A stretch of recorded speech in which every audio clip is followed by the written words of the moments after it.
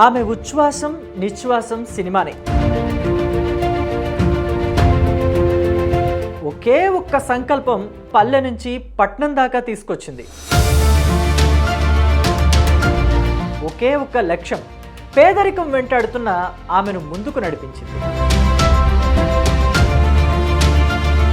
ఒకే ఒక్క ఆశయం ఆమె సవాళ్లను అధిగమించేలా వెండి తెరపై పేరును లిఖించేలా చేసింది.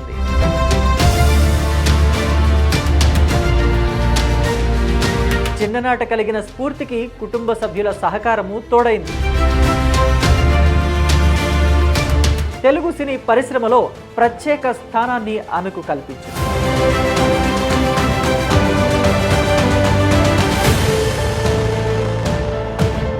చెన్నుబోయిన వెంకట నరసమ్మ అనితర సాధ్యమైన మహిళ అని కీర్తించడంలో ఏమాత్రం తటపటాయించాల్సిన అవసరం లేదు. చిన్ననాడే ఆమె మనసులో పురుడు పోసుకున్న ఆలోచనను ఆచరణలో పెట్టేందుకు అనునిత్యం రెక్కలు ముక్కలు చేసుకుంది. అందున ఆమె పుట్టి పెరిగింది, మెట్టినింటికి వెళ్ళింది ప్రకాశం జిల్లా నల్లమల అటవీ సమీపంలోని కొండల ప్రక్కన ఉన్న మారుమూల గ్రామాల్లోనే. చదువు లేదు, చేతిలో డబ్బు లేదు. పెళ్లికి ముందు నుంచే ఆమె సినిమా తీయాలని, తన పేరుని నలుగురు తెలుసుకోవాలని బలంగా నిర్ణయించుకుంది. ఆ ఆలోచనను తోటివారు గేలి చేసినప్పటికీ ఆమె ఏమాత్రము వెరవలేదు. పెళ్ళయ్యాక కుటుంబ సభ్యుల సహకారంతో పూలు, పండ్లు, వ్యవసాయం, హోటల్ ఇలా అన్ని రకాల పనులు చేసింది. ఒక్కొక్క రూపాయి కూడబెట్టింది, 90 లక్షలు పోగు చేసింది. అన్ని అడ్డంకులను అధిగమించి సినిమా తీసింది. మాతంగి వ్యవస్థ దురాచారానికి బలైన స్త్రీల జీవితాలని సృష్టిస్తూ తీసిన సినిమా అది.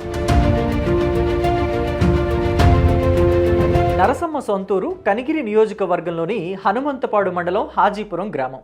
సినిమాపై ఎంతో ఇష్టంతో ఆమె చిన్నతనంలోనే అక్కడి నుంచి కనిగిరి నడుచుకుంటూ వచ్చి శ్రీనివాస హాల్లో సినిమాలు చూసేది. అలా బ్రహ్మంగారి జీవిత చరిత్ర సినిమా చూశాక సినిమా ఆలోచన అప్పటి నుంచి ఆమెకు మొదలైంది. అప్పటికి ఆమె వయసు 11 ఏళ్ళు. అప్పటి నుంచి వాళ్ళమ్మ దగ్గర 2 రూపాయలు తీసుకోవడం, చద్ది మూట కట్టుకుని స్నేహితులతో నడుచుకుంటూ వెళ్ళి సినిమా చూసి రావడం ఇదే పని నరసమ్మకు. పొటేలు పున్నమ్మ, చిన్న మామయ్య ఇలా చాలా సినిమాలు చూసింది. అలానే ఆమె చిన్నతనంలో కొంతమంది వీధుల్లో కథలు చెప్పేవారు వచ్చేవారు. సామాజిక అంశాల మీద ఆ కథలు నడిచేవి.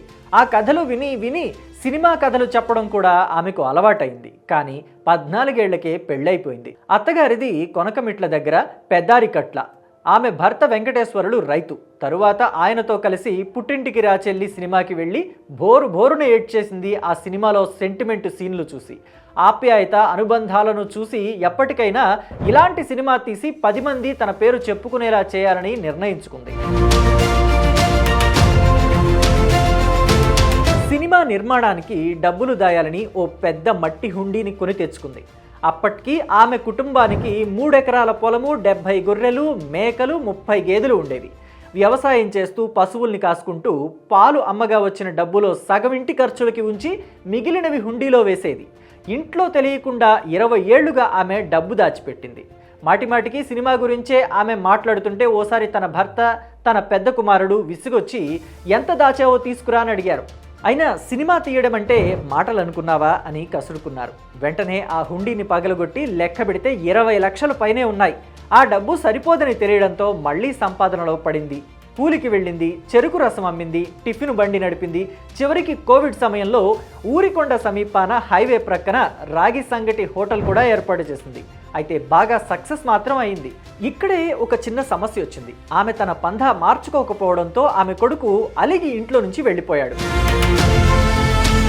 మీ అమ్మ సినిమా చేయాలంటుంది రవి అంటే, ఎక్కడ మా అమ్మ సినిమా చేసేది, ఇంకా కష్టం యాడ్ చేద్దంట, వద్దు అని చెప్పి రవి ఇద్దరు తగులాడుకోరు, అబ్బాయి కొడుకు తగులాడుకొని వెళ్ళిపోయారు. వెళ్ళిపోయినాక నేను సినిమా చేయాలి అని చెప్పి అడిగితే వద్దని, మీ కొడుకు వెళ్ళిపోయాడు కదా అని చెప్పిండు. వెళ్ళిపోతా ఉంటే పోయి పాలు పోసి వత్తా ఒక 500 ఇప్పించుకొచ్చి, తీసుకో రవి నువ్వు ఊర కొట్టి చేతులతో పోయి ఎట్టని బతిలాడిచ్చా. ఇస్తే నాకు వద్దంటే వద్దన్నాడు. తీసుకోమని ఊర పోయి ఎట్టంటే కానీ లారీ పోలి పట్టుకొని పోతాలే అన్నాడు. కాదయ్యా తీసుకోమని బతిలాడిచ్చి ఇంటికి వెళ్ళొచ్చు. 2 ఏళ్లకు కుమారుడు ఆచూకీ తెలుసుకుని ఇంటికి తీసుకొచ్చుకున్నారు. చివరికి కుమారుడు మనసు కూడా మారింది. సినిమా తీయడానికి తను అంగీకరించాడు. ఏందయ్యా రవి అక్కడనే ఉన్నావు, నేను సినిమా చేయలే రా నువ్వు అని చెప్పి బతిలాడితే, నేను రానమ్మా నువ్వు సినిమా చేయాలంటున్నావు, ఇంకా కష్టం చేయాలంటున్నావు, నువ్వు రైతు పని చేసుకుంటా ఇన్ని డబ్బులు దాచుకొని మళ్ళీ నువ్వు సినిమాలు ఎందుకు, కాలకుండా శుభ్రంగా తిని ఉంటే వస్తాను అన్నాడు. నేను చేయనయ్యా నువ్వు రాయ్యా అని చెప్పి బతిలాడు. నా బతిలాడే వరకు ఆయన వచ్చిండు. వచ్చినాక కొన్ని రోజులు ఉన్నాక మళ్ళీ రవి నేను సినిమా చేయాలనుకున్నా, నాకు బాగా ఇష్టము సినిమా అంటే. నేను సినిమా చేసి జనంలోకి వెళ్ళిపోవాలి, నేను ఇంత కష్టం చేస్తున్నా, నా కష్టం చేసిన కలిసి నాకు సినిమా చేయాలనుకుంది. నువ్వు ఏమైనా చేసి రవి నేను చేసుకుంటా అంటే నీ పట్టుదల మేము వదిలిపెట్టలేములమ్మా. నువ్వు ఎంతసేపు ఉన్నా కష్టం చేయాలి, రూపాయలు సినిమా చేయాలని ఇంకా ఉంది కాబట్టి మేమేం చేయలేము, చేపిస్తామని చెప్పి గట్టిగా ఇద్దరు ఇచ్చారు. సెలవు ఇచ్చినాక ఎందుకయ్యా నేను చేయాలనుకుంటే మీరు వద్దన్నారని అని చెప్పి అంటే చేసుకోమ్మా అని చెప్పి ఇంకా మా వాడిద్దరు కలిసి చేసి ఆమె చెప్పినట్లు కథ సిద్ధం చేశారు. హైదరాబాద్ వెళ్లి రచయితలను కలిసి అందుకు తగ్గట్టు సంభాషణలు కూడా రాయించారు. చివరికి నటుడు రవిబాబును కలిసి కథ చెప్పారు. నరసమ్మ పట్టుదలకు ఆయన ఎంతో ముచ్చటపడ్డారు. తరువాత కొన్నాళ్లకు షూటింగ్ మొదలైంది. దాచుకున్న డబ్బులు సరిపోలేదు. ఉన్న పొలాన్ని కొంత అమ్మేశారు, కొంత తాకట్టు పెట్టారు. ఆ మొత్తము సరిపోక పుస్తెల తాడు కూడా అమ్మేసింది. ఒకప్పుడు కోస్తా ఆంధ్రలో మాతంగి ఆచారమని ఒక ఆచారం ఉండేది. అలాగే ఆమె ఊరిలోనూ ఏటా ఎల్లమ్మ కొలుపులు చేసేవారు. ఆ కొలుపుల్లో నరసమ్మ మాతంగిని చూసింది. ఆమె జీవితాన్ని గమనించింది. ఇప్పుడు ఆ వ్యవస్థ మనుగడలో లేదు. కానీ మాతంగుల జీవితాల్లోని నేటికి మార్పు రాలేదు. మహిళా పాత్రలు బలంగా ఉండాలనేది ఆమె ఆకాంక్ష. అందుకే ఈ దురాచారానికి వ్యతిరేకంగా రానున్న కథలతో సినిమా తీసింది. స్పిరిట్ అనే పేరుతో సినిమా తీసింది. సెన్సార్ పూర్తి చేసుకుంది ఆ సినిమా. అక్షరం ముక్క లేకపోయినా మంచి సినిమా తీసావని సెన్సార్ సభ్యులు సైతం ఆమెను అభినందించారు. మొత్తం సినిమా కంప్లీట్ అయింది. తర్వాత సెన్సార్ కనిపించింది. సెన్సార్లో కూడా బాగానే వచ్చింది. తర్వాత కొద్దిగా కొన్ని సీన్లు కట్ చేయాలని చెప్పి ఆ మేడం వాళ్ళు చెప్పారు. కొన్ని సీన్లు అంటే మరి చిన్నపిల్లలు ఆడపిల్లలు అనే వాళ్ళు భయపడతారు. ఇంత భయంకరంగా సినిమా అంటే చూడాలంటే కష్టం అవుతాయి అంటారు. వీలైనంత వరకు మేము కావాలని తీసుకున్నాం. వీలైనంత వరకు కొన్ని తగ్గించి తగ్గిన ఏమైనా బయట ఆడుకుంటే సరేలేమని కొన్ని ఆపినారు, కొన్ని మామూలుగా ఇచ్చారు. బాగానే సినిమా కూడా బాగా వచ్చింది. త్వరలోనే ఈ సినిమా విడుదల కానుంది. ప్రస్తుతం ఆ సినిమా విడుదలకు అందరూ సహకరించాలని వెంకట నరసమ్మ కోరుకుంటోంది.